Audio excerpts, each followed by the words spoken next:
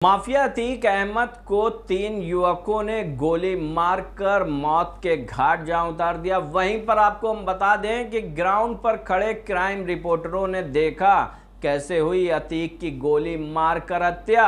आइए आपको दिखाते हैं इस वीडियो में किस तरह से डॉन अतीक अहमद और उसके भाई अशरफ को 3 युवक जो मीडिया कर्मी बन के आए थे मौत के घाट उतार दिया माफियाओं को। शुभांकर, ये पूरी एक तरह से साजिश समझ में आती है, क्योंकि एक प्लान तरीके से लगता है, क्योंकि ये सबको कुछ देर पहले पता चल गया था कि धूमलगंज थाने के बाहर गाड़ियां लग गई थी, यानी कि गाड़ियां लगी थी उसके बाद जब पहले एक स्पॉट पर ले जा चुके थे। पर गाड़ियां लगने का सेंस यही था, जो हम लोग को भी पुलिस सूत्रों से बताया गया कि अब मेडिकल के लिए जाएंगे। जो कोर्ट ने कहा कि हर 24 घंटे में मेडिकल कराना है, यानी कि बहुत ही अच्छे तरीके से रेकी की गई थी कि गाड़ी कहाँ जाएगी।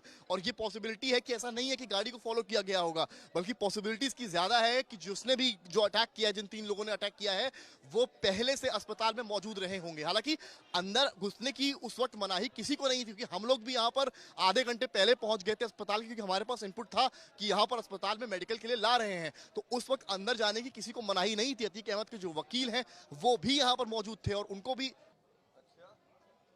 नहीं। शुभांकर, जिस वक्त हम यहाँ थे उस वक्त अंदर कोई भी आ सकता था, उस वक्त अंदर कोई भी जा रहा था आधे घंटे पहले तक। पर जब पुलिस की जीप पहुंची है वहां पे, उसके बाद मीडिया के अलावा किसी की एंट्री नहीं थी। यानी कि जो आधे घंटे के दरमियान था पुलिस की जीप आने से पहले, उसके पहले अस्पताल में कोई भी जा सकता था। और अगर किसी को इस तरह का प्लान अटैक करना था तो वो अस्पताल के किसी और सेक्शन में जाकर रह सकता था, या कहीं जहां भी जो डिपार्टमेंट्स हो, बेड्स पड़े हैं, वहां पर जाकर रह सकता था। और जैसे ही भनक लगती, आवाज आएगी तो बाहर आ सकता था। तो ये पूरी प्लानिंग लगती है प्रॉपर रेखी की गई है। आप समझिए इस बात को, ये एक दिन में नहीं हुआ है। कल जिसने भी अटैक कराया करवाया है, कल जो है इसकी एक तरह से देखी हुई कि कहां कहां कैसे ले गए। और अंदेशा ये था कि आज भी मेडिकल कराया जाएगा। तो आज भी जब मेडिकल कराया जाएगा तो उसके लिए इसी अस्पताल में आएंगे जहां पर कल उसको जाना था।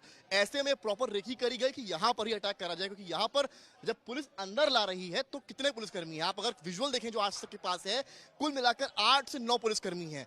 फोर्स बहुत तो नहीं थी पर बहुत थी। मैं इसका ऐसा इसलिए कह रहा हूं क्योंकि ये 3 जीप्स थी। पर जब अगर आपको अटैक का अंदेशा होता, जब असद का आज सुबह जब असद की जो शरीर है उसको दफन किया जा रहा था, तो आरएएफ तक बुला ली गई थी, पुलिस के थानों की फोर्स बुला ली गई थी, अन्य जिलों की फोर्स बुला ली गई थी।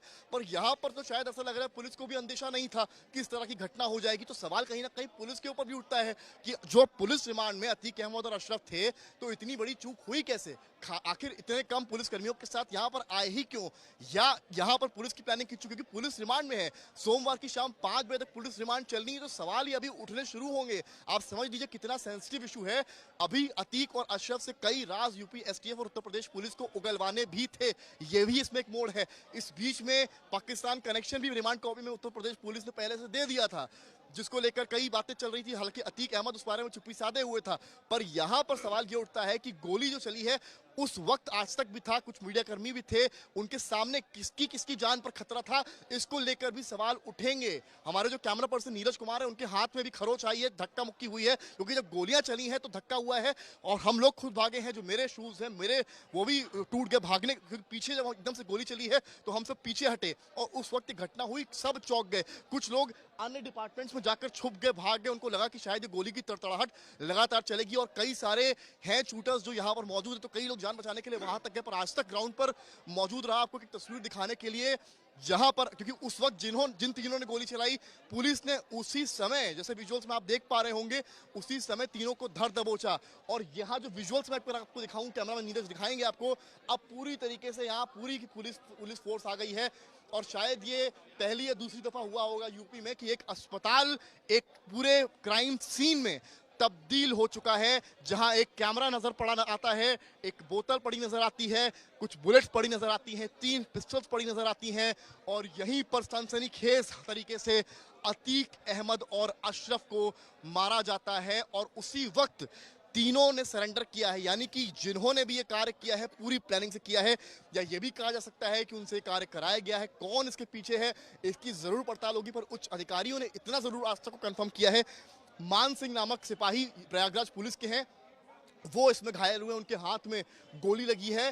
फिलहाल अन्य कैसे घटना हुई है, क्या कमी रही पुलिस के एंड से, उस पूरे मामला पर जो यूपी पुलिस के वरिष्ठ अधिकारी हैं अभी तक चुप्पी साधे हुए हैं। और आप तस्वीरों के जरिए एक बार फिर से देखिए, यहाँ पर जो फोर्स है वहां ये जो डिपार्टमेंट दिखा रहा हूं, आकस्मिक चिकित्सा विभाग, इसी के अंदर बॉडी गई है। कैमरामैन नीरज, एक विंडो, ये जो खिड़की है, इसके जरिए आपको कैमरे से अंदर की तस्वीरें दिखाएंगे। आप देखिए अंदर पूरी की पूरी पुलिस फोर्स, वरिष्ठ अधिकारी हैं। सामने जो अधिकारी आपको बीच में नजर आ रहे हैं, वही अधिकारी हैं जो इस पूरे चीज को लीड कर रहे थे। यानी यही इन्हीं के अंतर्गत जो है पूरी तरीके से ये बॉडी यहाँ अतीक अहमद और अशरफ को यहाँ पर लाया गया था और इन्हीं के सामने ये पूरी गोली चली। और आज तक ने इनसे भी उसी वक्त सवाल किए तो इन्होंने सवालों पर चुप्पी साधी रहे और इन्होंने केवल इतना कहा कि हमारा भी एक सिपाही घायल हुआ है। तो इसका मतलब या तो ये है कि इनको इस बात की कोई खबर नहीं थी या रिएक्शन लेट किया है। पर सवाल ये है कि आप इतना समझिए शुभांकर कि कहीं अगर गोलियों की तड़तड़ाहट और बढ़ती और वो इस इंटेंशन से आए होते कि जो भी रोकेगा या जो भी कुछ करेगा हम उस पर भी हमला करेंगे, तो जो पुलिसकर्मी यहाँ थे और जो मीडिया कर्मी यहाँ पर थे उनकी जान को कितना खतरा था। सबसे बड़ा सवाल तो यहाँ पर यही है कि उनकी जान के साथ क्या खिलवाड़ था यहाँ पर। ये एक बड़ी समस्या, बड़ी खबर की तरह सामने आ रहा है क्योंकि पुलिस को शायद इस बात का अंदेशा नहीं था। अगर अंदेशा होता तो पुलिस इतनी कम फोर्स के साथ यहाँ पर नहीं आती। अभी जितनी फोर्स है उसकी मैं आपको बताऊं मात्र 20 से 30% फोर्स थी, जितनी फोर्स इस वक्त इस अस्पताल में मौजूद है। ये अंदर की फोर्स मैंने आपको दिखाई है, वो अधिकारी हैं जो उस वक्त इस पूरी चीज को लीड कर रहे थे, यानी कि जो मूवमेंट हुआ था उसको लीड कर रहे थे। पर यहाँ पर आप देखिए एक तस्वीर। हंगामा टाइम्स की तमाम खबरों को देखने के लिए हंगामा टाइम्स को सब्सक्राइब कर लीजिए और बेल आइकन दबा लीजिए। अगर आपको ये वीडियो अच्छा लगा हो तो लाइक बटन प्रेस कर अपनी प्रतिक्रिया हमारे कमेंट बॉक्स में देना मत